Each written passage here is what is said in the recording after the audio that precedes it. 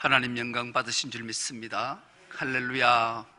오늘 또 복되고 거룩한 주일, 사순절 네 번째 주일에 주님 앞에 영과 진리로 예배하는 여러분의 삶과 가정과 일터 위에 하나님의 하늘문을 활짝 여시고 놀라운 은혜와 복이 충만할 수 있기를 주 예수 그리스도 이름으로 축복합니다. 오늘 함께 은혜 받고자 하는 말씀의 제목이 교회는 십자가로 화목되고 하나 되는 곳, 이런 제목으로 함께 은혜를 나누겠습니다. 여러분, 기독교 하면 여러분 가장 먼저 머리에 떠오르는 단어가 무엇입니까? 기독교 하면 가장 먼저 떠오르는 단어 하나가 있어야 돼요. 예수. 예수가 기독교 하면 대표 인물이 예수이기 때문에 예수가 떠올라야 돼요. 그리고 교회 하면 여러분 무엇이 생각나십니까? 교회 하면 무엇보다도 십자가가 생각날 거예요. 그래서 기독교와 교회는 예수 그리스도와 십자가가 늘 기억되고 생각나야 돼요. 그런데 안타까운 것은 지금 많은 그리스도인이라 칭함받는 성도들이 예수와 십자가를 잃어버리고 살아간다, 그렇게 비평해요. 기독교라는 단어를 떠올리면 예수는 간 곳 없고, 교회라고 말하면 십자가는 간 곳 없고, 건물과 물질과 어느 유명한 목사, 이것들만 떠오른다 하니 하늘 아버지의 심정이 어떠할까? 여러분은 어떠십니까? 여러분은 기독교 하면 예수님, 그분이 나의 구원자다, 메시아다, 그리스도다 생각나십니까? 교회하면 주님이 나의 생명을 구원하시기 위해 십자가에 흘린 보배로운 피가, 십자가가 여러분 마음속을 울리고 계십니까? 이 사순절을 보내면서 우리는 다시 한번 우리를 구원하신 예수님의 생애와 걸음걸음과 십자가를 지시고 골고다 언덕길을 한 걸음 한 걸음 걸으셨던 주님을 기억해내고 예수님과 십자가가 기억되는 은혜가 있기를 축복합니다. 왜요? 예수님과 십자가는 하나님과 막혔던 담을 허물어 주셨고 화목시키셨을 뿐만 아니라 피로 값주고 우리를 교회로 부르시고 교회를 통해 하나 되게 하셨기 때문이지요. 여러분, 교회가 무엇하는 곳입니까? 교회는 상하고 찢긴 자들이 모여서 예수 그리스도 안에서 회복되어지는 것, 화목되어지는 것이 바로 교회이기 때문입니다. 상한 심령이, 찢긴 몸이, 고통받는 몸이 예수 그리스도 품 안에 들어와서 그분 때문에, 그분의 십자가 때문에 우리가 상하고 찢긴 몸과 마음이 치유받고 회복되는 것이 바로 교회이기 때문입니다. 그리고 교회는 회복된 것으로 그치면 안 됩니다. 회복된 자가 주님의 십자가 걸음을 잘 따라가서 제자 되는 것입니다. 제자가 된 이후에는 내 자신만 제자 된 것이 아니라 또 다른 생명을 구원해내서 그를 제자 삼는 곳이 교회이기 때문입니다. 이 사명을 잊지 말아야 됩니다. 그리고 오늘 드디어 본문을 통해서 주님이 말씀하시는 것은 교회는 십자가로 화목하고 하나 되는 곳임을 말씀을 통해 우리에게 주시기 때문입니다. 오늘 본문이 이렇게 시작합니다. 그러므로 생각하라. 교회는 상하고 찢긴 영혼이, 몸이 회복되고 예수 그리스도로 말미암아 제자된 자가 이제는 십자가로 화목하고 회복되어야 되기 때문이죠. 그래서 그러므로 생각해 보라는 거예요. 무엇을 생각해 보는가? 육체로는 이방인이었고 또 손으로는 육체 행한 할례를 받는 무리라 칭함받는 자들로부터 받지 않았다고 배척당하는 무리였고, 그리스도 밖에 있었던 자들이었고, 세상에는 소망이 없는 자들이었고, 하나님 없이 살았던 우리를 하나님께서 어떻게 우리를 화목시키셨고 하나 되게 하셨는가? 이제는 전에 멀리 있던 너희가 그리스도 예수 안에서 그리스도의 피로 가까워진 자들, 주님의 십자가 피로 하나님과 가까워졌고 또 교회된 우리로 가까워진 그런 말 못할 사랑과 은혜를 입은 자가 바로 우리이기 때문입니다. 더 나아가 또 십자가로 이 둘을 한 몸으로 하나님과 화목하게 하려 하심이라 원수된 것을 십자가로 소멸시킵니다. 우리와 죄와 허물들을 십자가로 다 소멸시키고 우리를 회복시켰을 뿐만 아니라 화목되고 하나 되게 하셨다 주님이 말씀하시기 때문이죠. 그래서 교회는 늘 십자가로 화목하고 하나된 곳임을 잊지 않고 하나된 자가 하나님 영광을 돌리고 많은 사람들에게 생명을 전하는 역할을 감당해야 되고 또 구원의 방주의 사명을 잘 감당해야 되는 것이 바로 교회의 본질이고 사명임을 우리에게 일깨워주는 말씀입니다. 여러분, 신앙생활 하다 보면 또 세상을 살다가 나 너무 외롭다 이렇게 생각해 보신 적 있으십니까? 그런 생각이 드신 적이 있으십니까? 미국의 사회학자 리스먼이라는 분이 이런 말을 했습니다. 군중 속의 외로움, 군중 속의 고독이라는 말을 했어요. 우리나라 시인은 유시아 시인은 그런 말도 했지요. 그대가 곁에 있어도 나는 그대가 그립다. 이 군중 속의 고독과 군중 속의 외로움, 내가 사랑하는 아들이 있고 사랑하는 아내가 있고 사랑하는 남편이 있음에도 불구하고 난 왜 이렇게 외롭지? 이런 생각이 혹시 들은 적이 있고 드시고 그렇게 사신다면 오늘 말씀을 통해 깨달아야 돼요. 왜 사람이 외로울까? 외로운 이유가 뭘까? 성경은 그 근본적 이유 문제를 죄라고 말씀하고 있기 때문입니다. 나는 예수 그리스도로 말미암아 십자가로 말미암아 죄 사함을 받고 의인으로 거듭나서 하늘 백성 성도가 되었는데 여전히 나는 군중 속의 외로움과 그대가 곁에 있어도 외롭다고 느낀다면 아직까지 나는 제 문제를 완전히 해결하지 못했기 때문입니다. 그렇다면 이 모든 문제를 어떻게 해결해야 될까? 그 해결의 답을 오늘 말씀이 우리에게 주고 있기 때문입니다. 하나, 우리가 세상을 살면서 오해하는 것 중 하나가 있어요. 죄가 뭐냐 물으면 세상 사람은 두말할 것도 없이 죄에 대해서 도덕적으로, 윤리적으로 실수하고 범죄하면 이게 죄다 그렇게 말하는데 놀랍게도 그리스도인 중에도 죄라면 도덕과 윤리적 문제로 접근하는 경우가 많아요. 도덕적으로, 윤리적으로 실체가 이게 죄라고 생각. 그래서 성경은 단호하게 말합니다. 성경은 뭐라고 말씀하는가? 죄는 인간의 태도의 문제다. 여러분 한번 따라하겠습니다. 죄는 인간의 태도다. 그렇습니다. 죄는 인간의 태도예요. 그렇다면 죄의 출현이 어떻게 죄의 출현이 되었는가? 창조 세계로 훌쩍 거슬러 올라가 보면 그 죄의 답을 하나님께서 주시고 계세요. 하나님이 태초에 천지를 창조하셨어요. 그리고 에덴 동산을 창설하셨죠. 그리고 아담과 하와에게 그 에덴 동산을 다스리라 명령하고 그의 모든 것들을 다 네 소유로 하라 말씀했습니다. 그러면서 딱 하나를 말씀하시잖아요. 에덴 동산의 중앙에 있는 저 선악을 알게 하는 나무는 보지도 말고 먹지도 말라. 먹는 날에는 반드시 정령코 내가 죽으리라 말씀했습니다. 그런데 사탄이 뱀이 유혹을 하지요. 그 유혹이 뭡니까? 네 눈이 밝아져 하나님과 같이 된다. 이 미혹 앞에 하와와 아담이 무너지게 돼요. 이게 뭘까요? 왜 무너질 수밖에 없었을까요? 사람은 하나님과 같이 되려는 욕망이 있는 거예요. 하나님과 같이 되는 욕망이 뭡니까?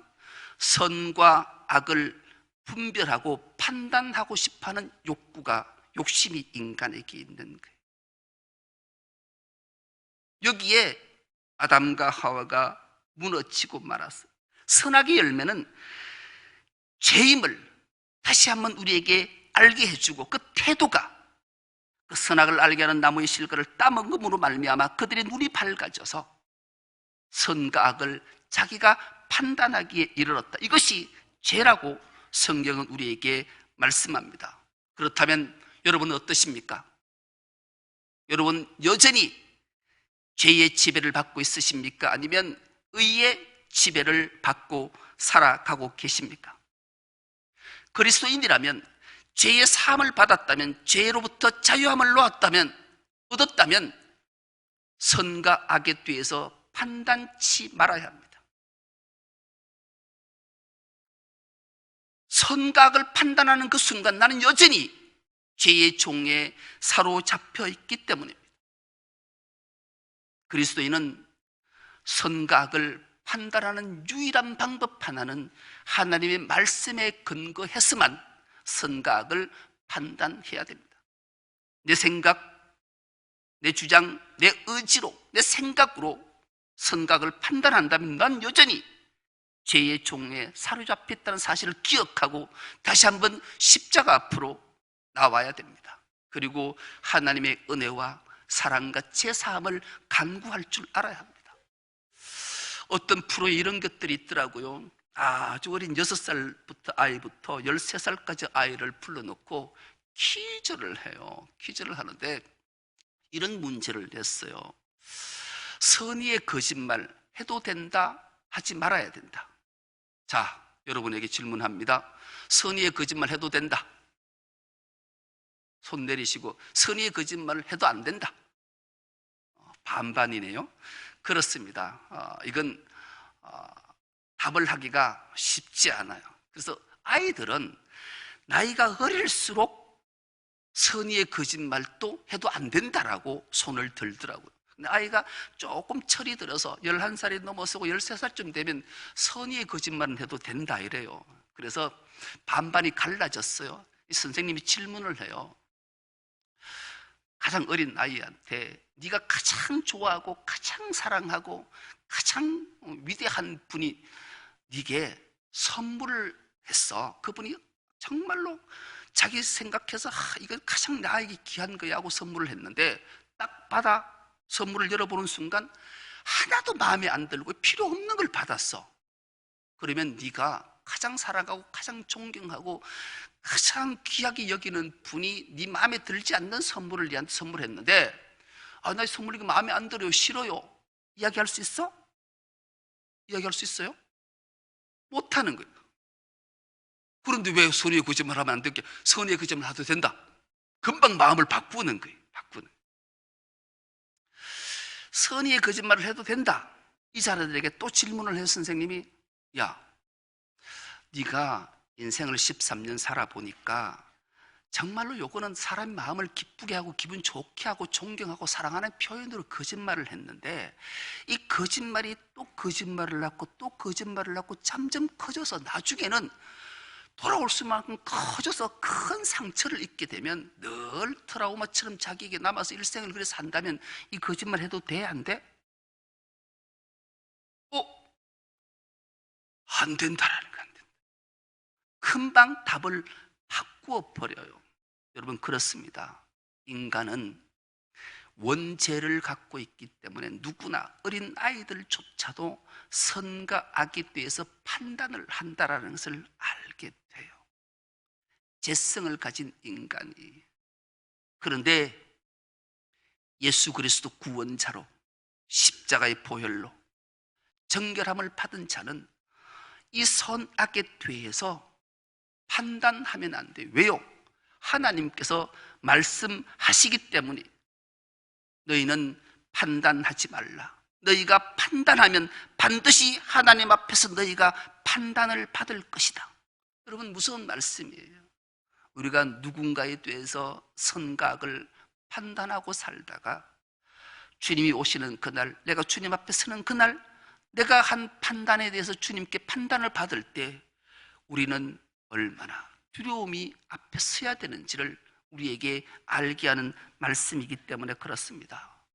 여러분 선과 악을 판단할 수 있는 눈이 밝아지면 가장 먼저 나타나는 현상이 뭘까요? 아담과 하와가 선악을 알게 하는 나무를 따먹는 실과를 따먹는 순간 그들이 어떤 일이 있어졌던가요? 창세기 3장 7절은 이렇게 말씀합니다. 우리가 한 목소리를 합독해 보겠습니다. 시작. 이에 그들의 눈이 밝아져 자기들이 벗은 줄을 알고 무화과나무 잎을 엮어 치마로 삼았더라. 여러분, 눈이 밝아지면, 하나님과 같이 되면, 선악을 알게 하는 판단이 서게 되면 가장 먼저 찾아오는 것이 부끄러움과 수치심이에요. 그들은 에덴 동산에서 벗었으나 수치스럽게 생각하지 않았어요. 부끄러워하지 않았어요. 그런데 그들의 눈이 밝아지자, 선악을 판단할 수 있게 되자 가장 먼저 자기에 찾아온 것은 부끄러움이었어요. 수치였어요. 내 몸이 왜 이렇지 부끄럽지? 누구에게도 보여주시고 싶지 않는 그 상태가 됐을 때 그들이 한 행동은 무화과나무 잎을 가지고 자기 중요한 부분, 수치와 부끄러움을 가리는 일이 가장 먼저 했던 일. 두 번째 나타난 현상이 무엇인가? 10절입니다. 10절도 한 목소리를 합독해 보겠습니다. 이르되 내가 동산에서 하나님의 소리를 듣고 내가 벗었으므로 두려워하여 숨었나이다. 여러분, 하나님의 말씀에 불순종하고 그가 선악을 알게 하는 나무의 실과를 따먹는 순간 그들의 눈이 밝아졌을 때 가장 먼저 부끄러움과 수치를 느꼈을 뿐만 아니라 하나님의 음성을 듣는 순간 두려움이 엄습했어요.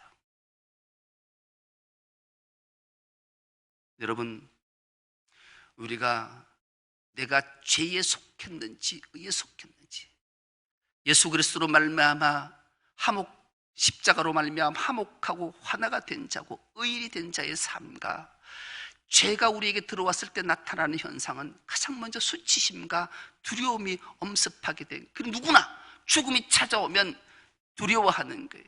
그러나 구원의 확신을 안고 예수 그리스도의 십자가로 화목하고 하나님과 화목하고 막힌 담이 헐어졌고 그분과 하나 된 자임이 확신되면 죽음이 찾아왔을 때 두려워하지 않아요. 수치스럽게 여기지 않아요. 감사함으로 주님을 향해 찬송하게 되는 것이기 때문에 우리는 신앙생활을 할 때 늘 그런 생각을 하면서 살아야 돼요.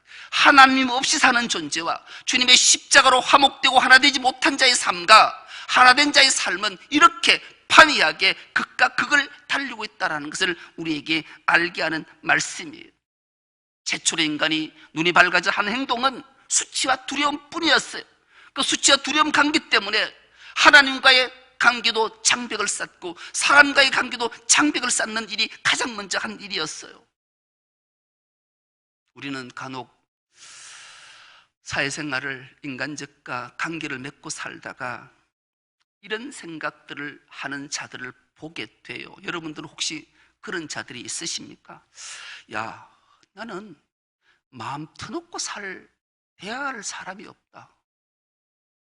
나는 정말로 내 마음, 속마음을 확 털어놓고 이야기할 사람이 없어. 나는 가까운 자가 하나도 없는 것 같아.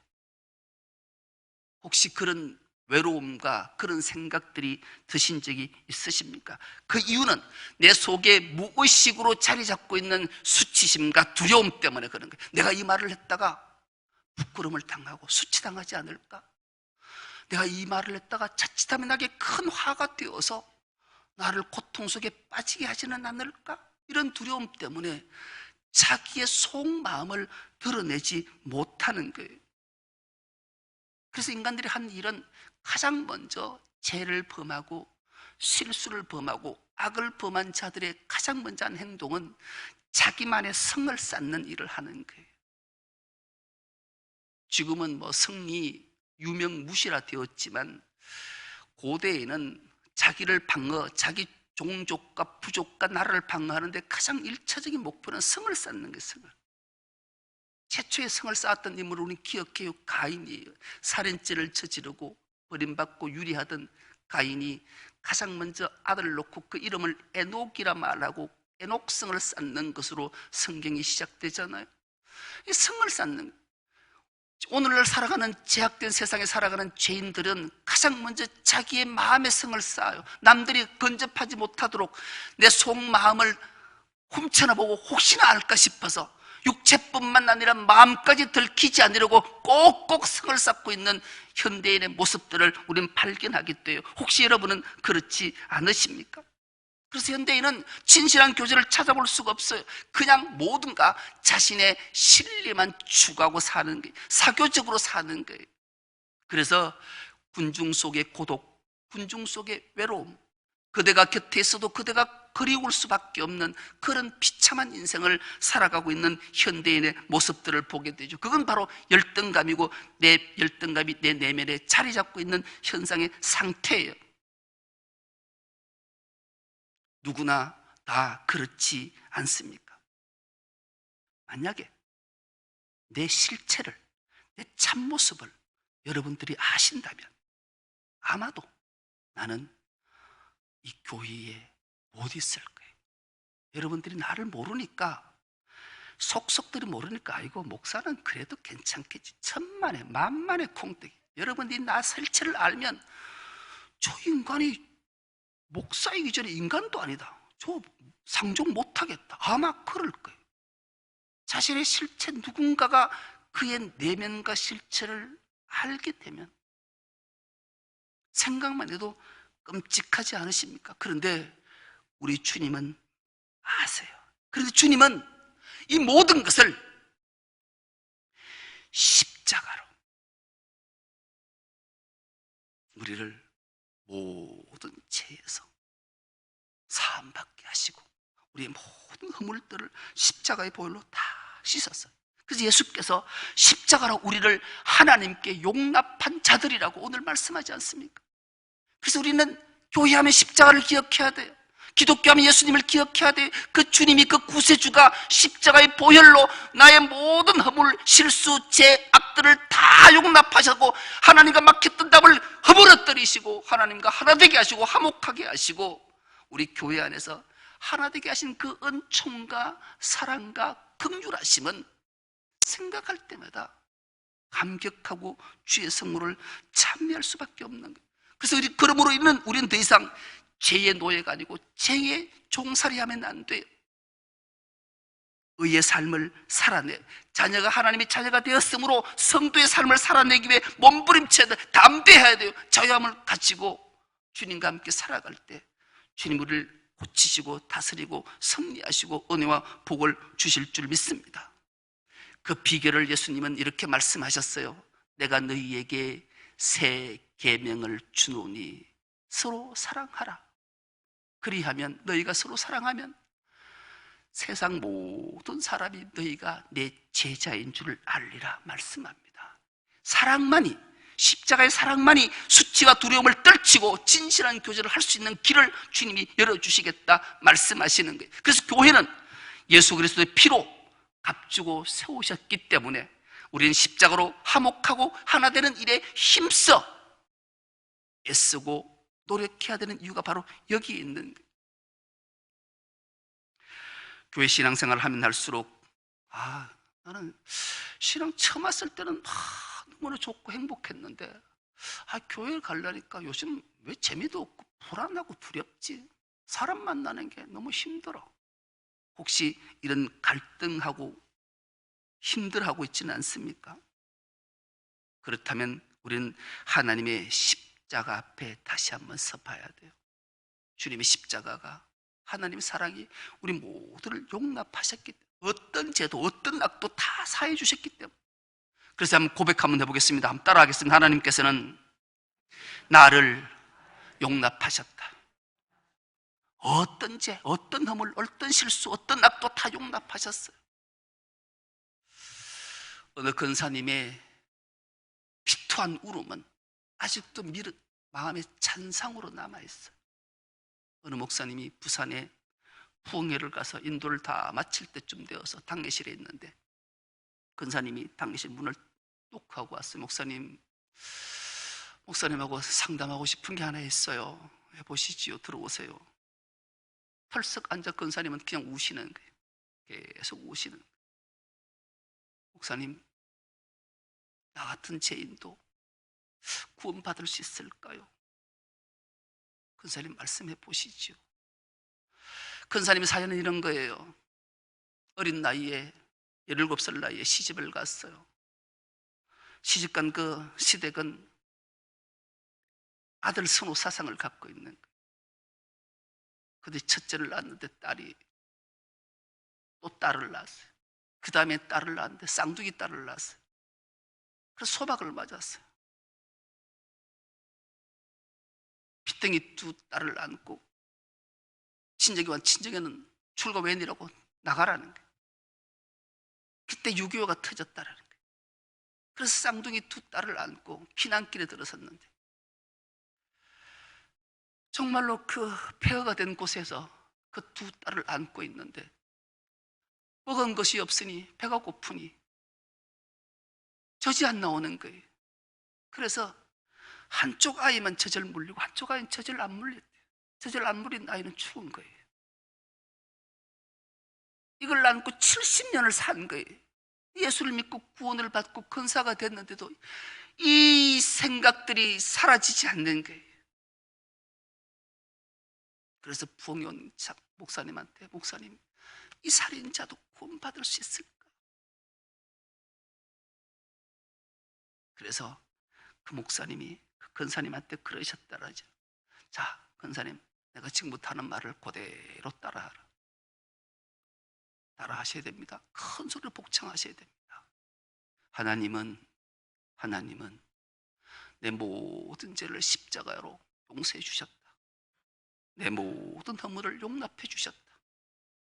그리 하나님은 근사님의 모든 생각, 모든 실수, 모든 허물, 모든 죄악을 다 하나도 기억하지 아니하신다. 기억하지 아니하신다. 하나님 지난 우리의 모든 삶들을, 죄악들을 기억 아니하십니다. 할렐루야. 그리고 우리의 모든 죄와 허물들을 용납해 주십니다. 무엇으로요? 십자가로. 그래서 십자가는 위대한 거예요. 그래서 우리는 늘 기독교 하면 예수님, 교회 하면 십자가를 기억하고 주님의 십자가로 화목시키고 하나 되게 하신 이것을 힘써 지키려고 몸부림치고 살아야 하는 것이 구원받은 자, 죄인에서 의인된 자, 우리의 삶의 모습을 잊지 않아야 돼요. 지난주 말씀을 기억하십니까? 요한복음 10장은 예수님이 나는 선한 목자다. 목자는 그 양을 안다. 양도 그 목자의 음성을 안다. 주님은 십자가로 우리를 화목하게 하셨을 뿐만 아니라 하나 되게 하셨던 주님의 음성을 기억하고 우리는 이 사순절 기간은 늘 주님의 십자가를 기억하며 그 십자가를 향해 한 걸음 한 걸음 나아가야 돼요. 우리의 실수, 범죄, 부끄러움, 수치심 모든 것 다 십자가로 다 사해 주셨기에, 용납하셨기에 주님의 놀라운 사랑 앞에 감격하며 그 길을 한 걸음 한 걸음 나아가야 돼요. 요한일서 1장 9절은 이 말씀을 주심으로 우리를 다시 한번 일깨워주는 말씀입니다. 이 말씀을 한 목소리로 합독해 보겠습니다. 만일 우리가 우리 죄를 자백하면 그는 미쁘시고 의로우사 우리 죄를 사하시며 우리를 모든 불의에서 깨끗하게 하실 것이요. 아멘. 여러분 그렇습니다. 우리가 지은 모든 죄를 주님 앞에 십자가 앞에 자백하면 그는 미쁘시고 의로워서 우리의 모든 죄를 사해 주실 뿐만 아니라 우리를 모든 불의에서 죄에서 깨끗하게 해주시겠다 약속의 말씀을 주시기 때문입니다. 이 말씀이 믿어지는 은혜가 있길 축복합니다. 믿고 우리의 모든 죄를 주님 앞에 진솔하게 다 자백하면 그는 미쁘시고 의로워서 우리의 모든 죄를 깨끗게 하시고 불의에서도 죄에서도 우리를 건져주실 줄 믿습니다. 그러므로 이제 우리는 용기를 낼 때입니다. 자신이 쌓았던 모든 성을 허물어뜨리고 내 자존심, 자괴감, 자존감 다 십자가에 내려놓고 주님만을 의지하고 십자가를 붙들 때 하나님은 우리 모두에게 은총과 복을 주실 줄 믿습니다. 사순절입니다. 사순절이 깊어갑니다. 사순절은 하나님께서 하늘에 구멍을 크게 내시고 하늘의 구멍이 뚫린 시간이 사순절이라는 거예요. 하나님의 은혜와 긍휼이 복이 폭포수처럼 내려오는 시기가 사순절이라는 거예요. 하늘의 은혜가 우리에게 충만히 임하는 시간이 사순절이에요. 이 사순절을 여러분 늘 묵상하시면서 주님의 십자가 걸음걸음을 우리도 한 걸음 한 걸음 내딛어 봅시다.